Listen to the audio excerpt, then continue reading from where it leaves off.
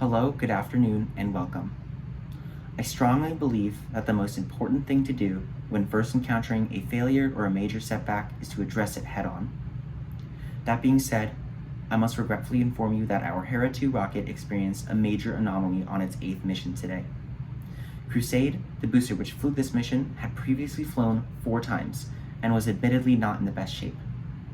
Throughout its career, the vehicle experienced significant wear on its fins, despite upgrades, and most importantly, significant warping of its engine section due to thermal loads. Despite these abnormalities, we decided to fly Crusade one last time to push the limits of reusability with the current design. With that out of the way, Crusade did lift off on its 5th mission today, at exactly 7 a.m. Pacific Standard Time. About half a second into flight, the vehicle cleared the launch mount and the guidance rail and immediately began an uncontrolled pitchover. The maneuver was not enough to fully tumble the vehicle, but was enough to send it on an extremely arced and irregular trajectory. This trajectory was unfortunately directly over our community aquatic center, which was closed and seemingly unstaffed at the time.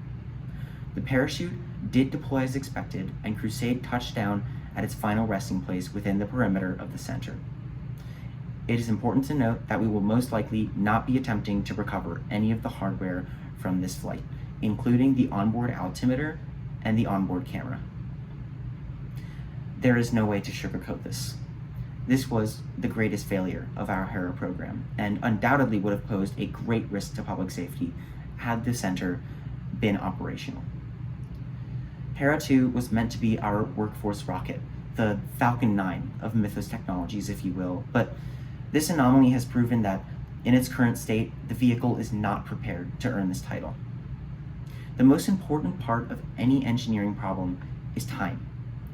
It is the one variable that you cannot ever remove from the equation of progress. With that being said, it is with a heavy heart that I must inform you that the Hera program will be put on a hard pause for the month of July. We will take this time to address the root cause of this failure and implement any mitigations necessary to ensure that this never happens again. We will be retiring our current launch site as expected and find a much larger area suitable for all future launches, including those of higher power. Although the program is stalled, it's worth noting, don't go away. I strongly encourage you to follow our X account for frequent updates even during the stall, and of course, subscribe to our YouTube channel where all launches are streamed live. Despite the severity of this failure, Mythos Technologies is far from done. We intend to return to the scene with a vengeance and make a historic comeback to the launch industry.